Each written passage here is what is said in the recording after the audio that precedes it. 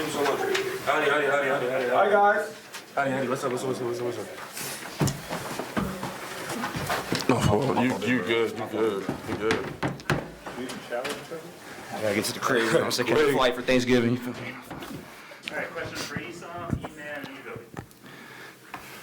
You got to catch a flight, so let's start with you. 20 points tonight. Led the team in scoring for the third time in 5 games. Talk a little bit about your rhythm that you've been in so far this year, but what was working for you again tonight? It's just my confidence, I shoot the shots I'm confident in. I just think I was a little sick last game, so this game I felt a lot better. So, my rhythm was there. Not much to say on that, to be honest with you. This is your 4th straight game with scoring double digits. How can you able to get a roll these last couple games? With help like guys like Jacoby. Jacoby gets it going early. And I think it's been a trend for my second half performance to always start. That's where I mostly get active, and I think it's a lot to Jacoby. And not only Jacoby, but most of my teammates. They do such a great job of drawing in the defense that I start getting easier shots in the second half. So it's just kudos to those. Man, talk a little bit about the start you guys had tonight. Yeah. 4 games seemed like a little challenge, but Yeah. 6 points in the first 3 minutes. Yeah. I think things were going. It's like a continuous reoccurring event with our team. We're starting to start slow, but we're starting to implement that within our practices. We do a lot of 4-minute game, maybe even 8-minute scrimmages, just implementing them game-like scenarios, trying to make sure that we're ready before the game, before even tip-off occurs. So I think just continuing doing what we're doing in practice, staying to our principles, trusting in ourselves, trusting our defense, trusting the coaching staff, and just know we're going to get the job done. This is your first game with double digits at TCU. Yes, he's on. How are you able to get on a roll today? You got Jacoby taking the whole attention, you got E-Man, so that give me a chance to get a little open. So when they give me the ball, I just gotta score it. I said it before, if it's time for me to score, I will score. I won't step back from it. So he's scoring 21, E-Man scored 13. They're gonna double them. They're gonna get the attention. So I'm gonna be open. So give me the ball. I'm gonna score it. Talk a little bit about the rotation between you and Ernest and Xavier to start this season. We have great 3 bigs. We all can play. We're all good. So we gotta rotate all 3 of us. It make us less tired. Everyone come to the court, play hard. We play hard. We run a lot. We're bigs, so we have to run rim to rim and transition every time. So it's okay for me. I have no problem with it. Ernest have no problem with it. I know X have no problem with it. So we're good. The way we play is fast. I don't think it bother any one of us. So it's good.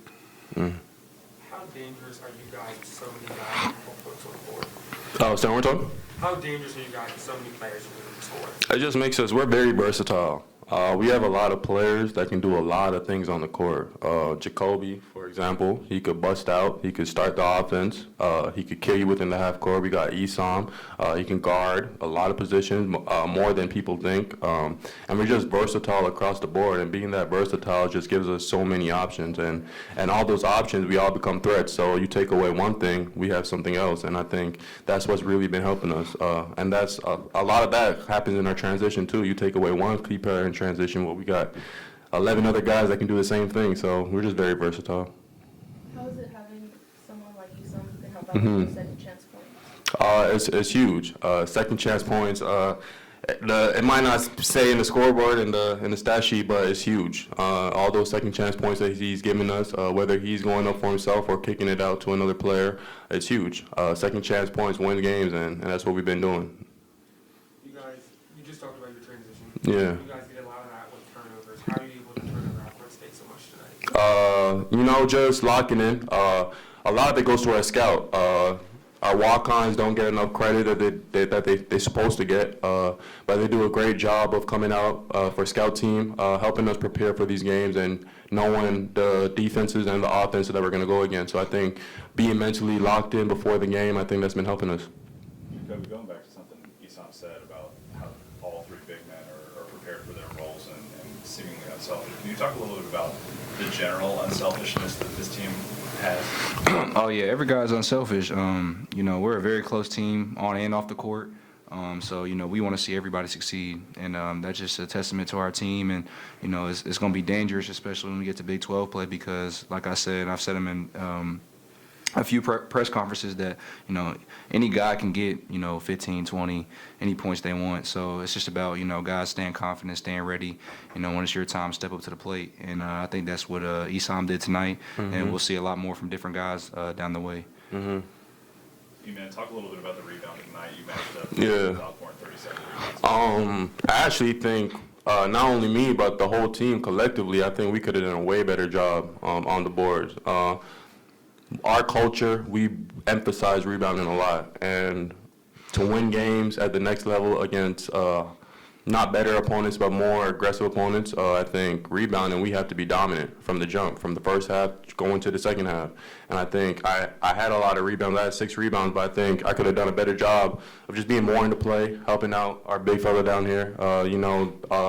Big fella on their team, he had a lot of offensive rebounds. I think we could have done a better job there.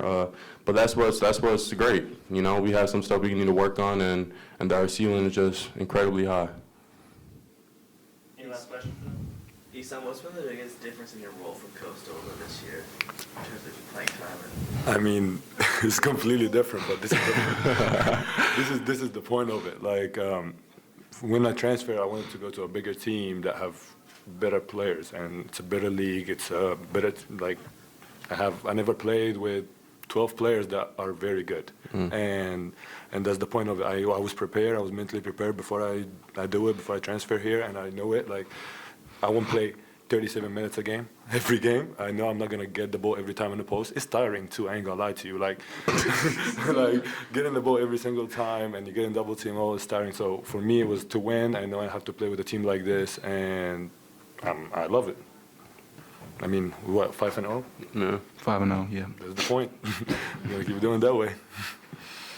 Guys, this is for all three of you, and this is my research. I don't know if Steven hasn't verified it yet, but in my understanding, it's the first time that both the men's and women's teams have started 5-0. Oh, yeah. We make history here at TCU. What's that say just about the general hoops culture at TCU right now? Oh, man, it's something special. Something's brewing in Fort Worth, and it's only getting started. Our girls team is making history, literally making history, as they're having a tremendous start to their season. The men's team, us, last year, a lot of the games were close during this time, and I think we're taking advantage of these games and fully coming out with the opportunity presented with us. And I think we keep talking about basketball, but besides basketball, this whole school, man, every sport within this school, it's just a great culture here at TCU, and I'm just beyond blessed to be a part of it. Why not TCU? No, Thank you. yeah, appreciate All right, thank you, guys. All right, guys, thanks for coming. Looks like some people are on Thanksgiving break already, but a couple things stand out for us. I mean, that's, as we told our guys, best team probably we played. They're disciplined. I like how they responded. They came out, were physical. I don't know why the one kid didn't start. He's good. He only played how many minutes did he play? 13. He's a good player. He only played 21 minutes and he still had 17 on us, so he's good. And so we said he's the best player we'll play against so far this year at this point. As I talked to our guys, I mean, our strength of schedule will be top 10 the rest of the way. Obviously, we are backloaded as far as non-conference, so if you look at it, we can say, yeah, you should have played, but it all evens out and we'll be amongst the top 10, top 20 strength schedule in the country. But certainly going on from this point, we're going to play teams that are are higher ranked.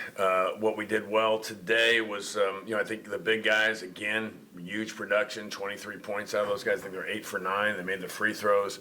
Rebounding, a little bit disappointed by that. We've been getting ridiculous numbers from them on the rebounding area, but we're getting great minutes out of those 3 guys again. Thought defensively not quite as good, but there were some sets that I think I did a better job. We didn't go through well enough, especially the one they ran in the second half that hurt us. And we went through it. I don't think I defined it well enough, and so I took responsibility on that. It passed it well in transition. Again, I think our biggest thing, offensive execution in the half court, is just not where I thought it would be. It was very good against Alabama, and to be honest, since then it hasn't been as good. And but our transition is really good. We're pitching it ahead. We're throwing it. We pass it better in transition than we have in the half court. So I got to get that figured out. Defensively, we took a step backwards, and the rebounding obviously is even on the glasses and getting it done. So that's the biggest thing. 20 assists, a few too many turnovers. We keep getting offensive fouls. We can't have those. And then I think the foul line. They're just getting to the foul line too much. It was a physical game, granted, but we are fouling way too much, and but we're making free throws. So we did get our goal as far as our makes versus them. What did we shoot? 83 for the game again, so 82. So some good things individually. I thought guard play's got to be a little. I think we're better than that. We played some foul trouble and some decision making, and. But we're going to get there. And I thought E-Man really passed well. I thought Jacoby, made some shots early. And those are our guys with Chuck. We score at that spot. So we kind of play through that a little bit. But we got better. And I say that. We were up, 27, 26. And then, you think the last game we got scored out 8-0 and 7-0 in this game down the stretch. So, they kept playing. They competed. They pressed. And, we got to do a better job all the way through. But too many turnovers start to finish. The first 4 games, it was a little bit of a slower start tonight, though. 17 points, I think, in the first 3+ minutes. What was the key to getting off? Made some open threes. The rest of the game, we didn't make the open threes. And so I thought our looks were pretty good, especially the second half. I think we had 6 wide open looks. We made 2 out of 6. You got to hope you make them, they're wide open. So, that was it. Defensively wasn't, I don't know that we're any better. We got to be better than that. It's 5 minutes. You make some threes, you miss some threes. That can change the Panicville will be your tied rather than up 9 just because you didn't make some open threes. Eventually that stuff evens out. That's our mentality. But we were just again, like I said, Alabama, we blew it open early. Execution. So you win. Every game by 20, you find the stretch where you didn't outscore them by 25, and you analyze it. So, as we said, we tried to have the perfect game tonight. We didn't have the perfect game, and that's what we're trying to do. Talk about the half-court offense. Where's the number 1 spot where you got to win the team? Pace, movement, inside out. Got it inside a little bit more, but passed up opportunities. So it's probably the whole thing. Now what we have to do is we play teams that kind of gamble, trap a little more, and that we won't see in our conference. And I just maybe we just aren't prepared for that as well in the half court. It's not a good excuse, not a good reason. We should be, but ball sticks a little bit. But, the good thing is transition. And again, like I said, Alabama, we saw it, got a caliber team. We really ran our stuff. And our stuff is built to be used against those teams, and not as much as the smaller teams, the smaller guards that are going to be trapping a little bit more and attacking ball handlers. That's the thing we got to, we just don't, we're not prepared for it because we don't see it in practice.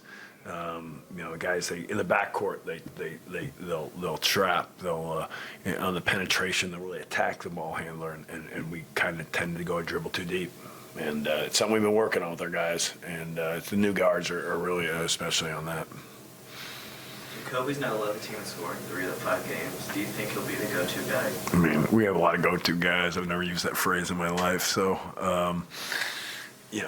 We're going to be balanced offensively. They're going to take something away, but he's last year he had if you go by he took the most shots per minute last year, so I guess that's the go-to guy last year. If you go by that, I don't know how you define it, but he's going to get shots up. He's inside out. He gets offensive rebounds. They look for him. We run plays for him. He's and he can score, but he can pass too, and he's just got a good feel. So, and he makes free throws. There's a lot of reasons why he is, but when you take the most shots last year, I would say that would make him the go-to guy last year too per minute. 10 and 5 from Esam tonight in just Yeah. 12 minutes. What did you like from him tonight? Yeah, I mean, he's probably the best, and maybe Xavier too, but back to the basket, so we want to get him the ball more. He wants to pass as well. All of our guys want to pass, and that's why I keep saying we got to get the ball inside more. It's like kind of be a pressure release. We kind of fight pressure by putting it down when we can just throw it in when it's on their side, and just got to get used to that. It's still too hard to throw it inside for our guys. And they get so many looks because of it. That's what I just don't understand. But he'll pass. He's got a unique, game, but he gets fouled. Now he'll take some shots that don't look good when they stay down, and so that's the balance he's got to find. But yeah, X has scored in the post too. Last game he scored in the post. Esam got some putbacks, a couple baskets on post feeds. But again, 23 points at the 5. That's we're scoring at a high rate. The only thing was the rebounding wasn't good enough tonight. They were 8 for 9. So, and they made free throws. I think if you total them up, I know theirs was 2 for 4. But when you look at your big guys going, I guess X did miss one, so wasn't perfect. But it's 8 for 9 is pretty good from the bigs. 8 for 9, and they're just so unselfish. They're so team. Defensively, I thought we could have done a better job. Got better defense out of them today, but I took some responsibility on a couple of those baskets. The action, the play, it's not really a play that a lot of people run, but this putting them in the same spot, we didn't guard that as well. So we got to really analyze it. It wasn't the exact same action, but it ended up the same concept, and we got to guard it better. And that's on me. I got to figure out why we're not getting the communication to get it done. That's what we're working at. Any last questions? Next game's not until Monday. You're the guys getting some. Yeah, we are. I mean, I joke, but I mean, like Thanksgiving, usually we haven't had any 2 days off. We'll go games. I didn't recognize it till we played Friday at 11 football game. So I said, let's just move it back a couple hours so they can maybe drive back in the morning or whatever they're doing. So we'll go at 3, and we'll have 3 practices before Houston Christian, and like I said, I mean, factoring them in there, we've got a top 10 strength of schedule. So, it picks up real quick, and everybody can say, who you're playing, but it all adds up. We get, the question gives you a chance to write an article or say something about the strength schedule, and then you go, but you never write it at the end.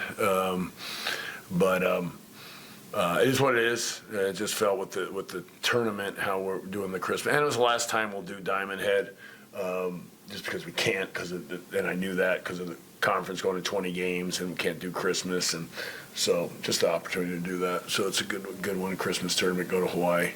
But for Thanksgiving, we'll have 2 days and practice Friday. Let me get this right: Friday, Saturday, Sunday, and then play Monday. So we have 3 days to prepare, and I know exactly what we're going to work on. So we talked about it during the game and then after the game. So. Yeah, we got to have a good run. We'll watch the game. Is Gabriel playing or what? What do I know? Their quarterback? Questionable. So 11 o'clock. I know the family, so I was wondering.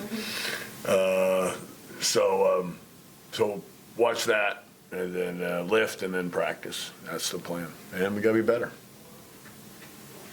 Cool. All right. Thanks, guys. All right. Appreciate you. All right, Rory.